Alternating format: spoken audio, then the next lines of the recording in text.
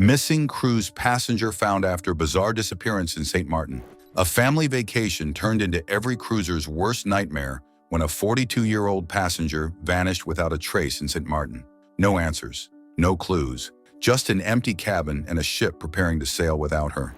But what happened next shocked investigators, stunned the cruise industry, and revealed disturbing truths about port safety that most passengers have never heard. Today we're breaking down exactly what went wrong, how she was finally found, and the critical mistakes you need to avoid if you don't want this to happen to you. If you want to cruise smarter and safer, hit that subscribe button right now, because what you're about to learn could save your vacation or even your life. Let's dive in. It was supposed to be a dream Caribbean getaway. Sarah Mitchell, a marketing executive from Tampa, had booked a 7-day cruise with her husband and 2 teenage daughters. The itinerary included all the classics: pristine beaches, duty-free shopping, and island adventures. St. Maarten was day 4, and everyone was excited. But by 4:30 that afternoon, excitement turned to panic. Sarah was missing, and the ship was scheduled to depart in just 90 minutes. Here's what happened. The family had split up earlier that morning. Sarah's husband and daughters wanted to relax on Orient Beach, one of the island's most famous spots. Sarah, however, had other plans. She told them she wanted to explore Philipsburg, the capital, do some solo shopping, and meet them back at the ship by 3 p.m. She took a taxi from the port. She had her phone, her cruise card, and a small purse with cash. Everything seemed routine, but 3 p.m. came and went. No Sarah. Her phone went straight to voicemail. Her husband tried texting, calling, even messaging through the cruise app. Nothing. By 4 p.m., he was at guest services reporting her missing. That's when things got serious. Most passengers don't realize this, but when someone goes missing at a port, the cruise line has a very tight window to act. Ships operate on strict schedules. Gang crew fees, fuel costs, and the entire itinerary depend on leaving on time. If one passenger is unaccounted for, the captain faces a brutal decision: delay the ship and disrupt thousands of passengers, or sail without them and hope for the best. In Sarah's case, the ship's security team immediately contacted local authorities in St. Maarten. They checked surveillance footage from the port terminal. They reviewed her cruise card activity to see the last time she swiped on or off the ship. They even sent crew members to retrace her likely route through Philipsburg. But here's the problem. Once a passenger leaves the port area, the cruise line's jurisdiction ends. They have no authority, no cameras, and no way to track you. You're on your own in a foreign country. And that's exactly where Sarah was. As the clock ticked closer to departure, Sarah's family was in full panic mode. Her daughters were crying. Her husband was demanding answers. Guest services kept repeating the same line: "We're doing everything we can."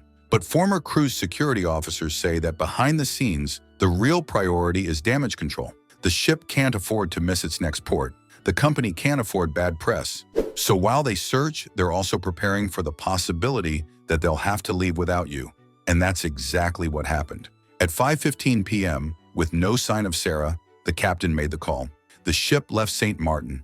Sarah's husband and daughters stayed on board, clutching their phones, praying for good news. But Sarah, she was still somewhere on the island, alone, with no wallet, no way to contact the ship, and no idea what to do next. So where was she?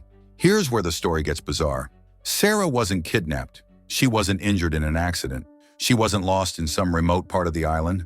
She was sitting in a police station in Philipsburg, confused, frustrated, and completely unaware that her cruise ship had already sailed.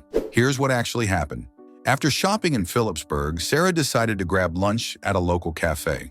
She ordered food, ate, and when the bill came, she pulled out her credit card. Declined. She tried again. Declined. Confused, she checked her phone to call her bank, but her phone was dead. The battery had drained completely. Now here's where things went sideways. The cafe owner, who barely spoke English, thought Sarah was trying to skip out on the bill. He called the police. Sarah tried to explain the situation, but without a working phone and without her husband there to verify her story, the local officers were skeptical. They took her to the station for questioning. And because this was a small dispute over a $30 lunch bill, nobody thought to contact the cruise port or check if she was a passenger. Sarah sat there for hours. No phone. No way to contact her family. No idea her ship had left. It wasn't until nearly 7 p.m., 2 hours after the ship had sailed, that a bilingual officer finally understood what was happening and helped her reach the cruise line's emergency contact number. By then, her family was already at sea, sailing toward the next island. Sarah was stranded in St. Martin with no luggage, no medication, and no plan. So how did she finally get back? Here's the part most passengers never hear about. The cruise line arranged for Sarah to fly to the next port, which was San Juan, Puerto Rico. They covered the cost of the flight, a hotel for the night, and transportation to meet the ship the following day.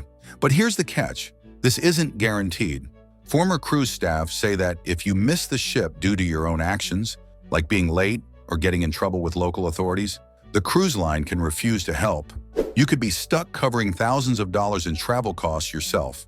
In Sarah's case, the cruise line decided to assist because the situation was unusual and because her family was still on board.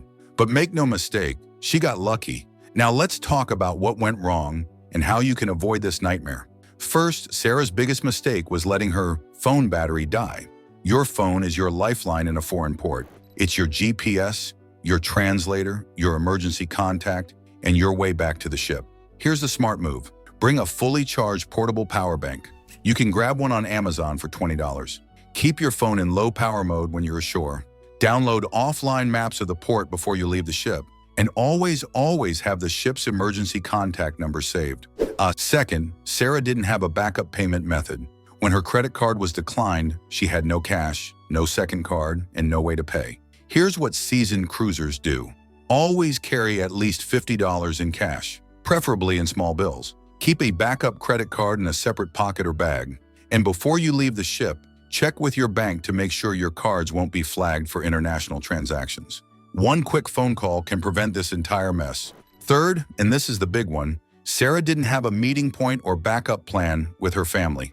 If something goes wrong, if your phone dies, if you get separated, you need a predetermined spot and time to meet. Former crew members say the smartest families pick a specific landmark near the port terminal, like a souvenir shop or a restaurant, and agree to meet there if anyone gets lost. That way, you don't waste precious time searching the entire island. But here's the uncomfortable truth that most cruise lines won't tell you. If you're late, even by 5 minutes, the ship can and will leave without you. Captains have zero tolerance for delays. They've got tight schedules, harbor fees, and thousands of other passengers to think about.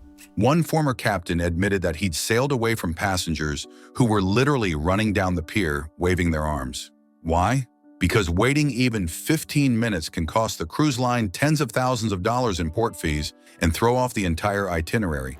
So here's the rule every smart cruiser follows. Get back to the ship at least 1 hour before the all-aboard time.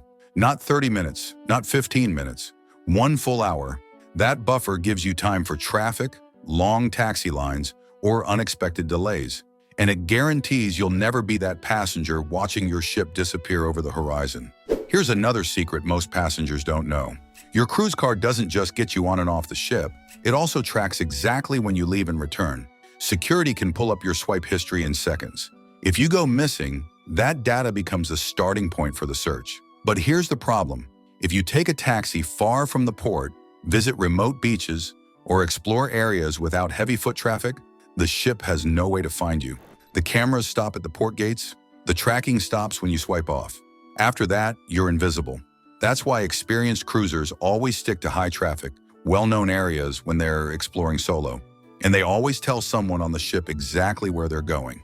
So what happened to Sarah after she finally reunited with her family in San Juan? According to reports, the reunion was emotional. Her daughters were relieved. Her husband was exhausted. And Sarah?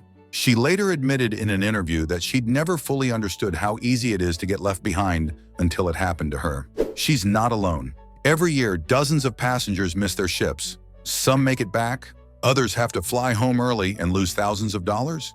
And a few? They never make it back at all. That's the reality cruise lines don't advertise. Here's the bottom line. Sarah's story had a happy ending, but it easily could have gone very differently. If that cafe owner had been more aggressive, if the police had been less understanding, if the cruise line had refused to help, she could have been stuck in St. Martin for days. So let's recap the survival rules. Rule 1, keep your phone charged and bring a power bank. Rule 2, always carry backup cash and a second credit card. Rule 3, set a meeting point with your family before you split up. Rule 4, get back to the ship 1 hour early, no exceptions. And Rule 5, never ever assume the ship will wait for you, because it won't. If this story opened your eyes to the risks of cruising solo in port, Hit that like button and subscribe to Cruise Smart for more insider tips that could save your trip. Drop a comment below and tell us, have you ever come close to missing your ship? What happened? Until next time, stay safe, stay smart, and always make it back on board.